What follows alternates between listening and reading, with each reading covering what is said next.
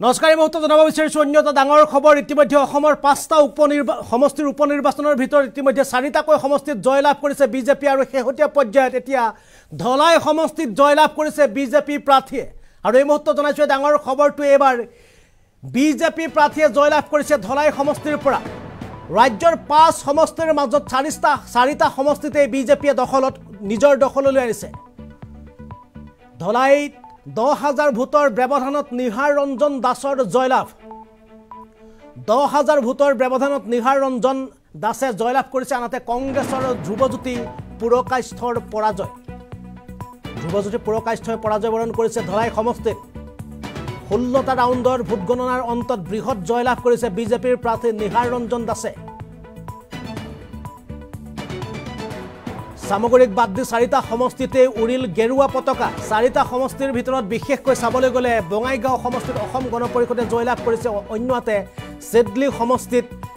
UPPL দলৰ ফালৰ পৰা জয়লাভ কৰিছে যদিও কংগ্ৰেছ অসম গণ পৰিষদ আৰু UPPL যেহেতু বিজেপিৰ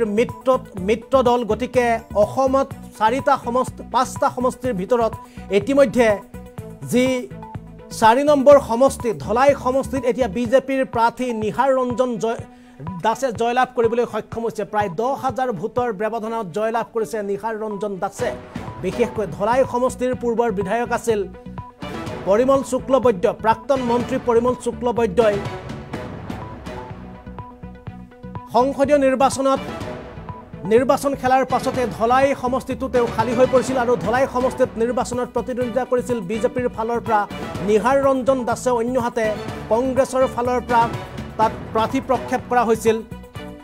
আৰু এতিয়া দেখা পাইছে ধ্ৰুৱজ্যোতি পুৰকাষ্ঠক প্ৰাৰ্থী প্ৰক্ষেপ কৰাৰ পাছতে এতিয়া শেহতীয়া তথ্য অনুসৰি ধলাই সমষ্টিত প্ৰায় ১০,০০০ ভোটৰ ব্যৱধানত এতিয়া জয়লাভ কৰিবলৈ সক্ষম হৈছে বিজেপিৰ প্ৰাৰ্থী নিহাৰ ৰঞ্জন দাস আৰু এক প্ৰকাৰে ক'বলৈ গ'লে অসমত ভাল প্ৰদৰ্শন দেখুৱাইছে বিজেপিয়ে ৫টা সমষ্টিৰ ভিতৰত ইতিমধ্যে ৪টা সমষ্টি বিজেপি আৰু বিজেপিৰ মিত্ৰ দলে লাভ কৰিবলৈ সক্ষম হৈছে আৰু এই জয়লাভৰ পাছতে এতিয়া মন্তব্য হৈ পৰিছে আমি মন্তব্য দেখুৱাবলৈ চেষ্টা কৰিম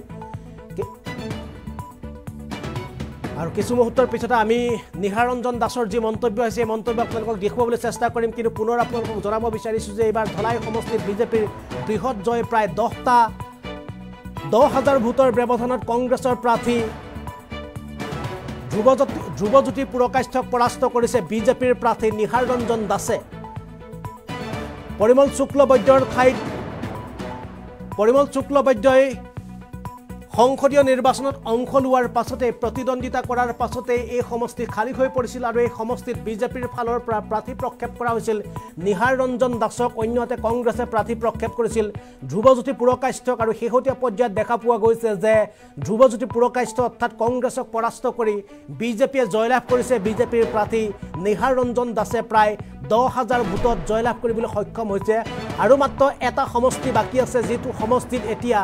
সামগ্ৰী সমষ্টি আৰু সামগ্ৰী সমষ্টিত দীপ্লু ৰঞ্জন শৰ্মা আৰু তানজিল হুছেইনৰ মাজত যি প্ৰতিদ্বন্দ্বিতা আছিল এই প্ৰতিদ্বন্দ্বিতাত এতিয়া দীপ্লু ৰঞ্জন শৰ্মাই প্ৰায় ১০,০০০ ভোটত অগ্ৰগতি লাভ কৰি থকাৰ খবৰ আহি পৰিছে আৰু ইয়াৰ ফালৰ পৰা চাব পাৰি যে হয়তো এই যি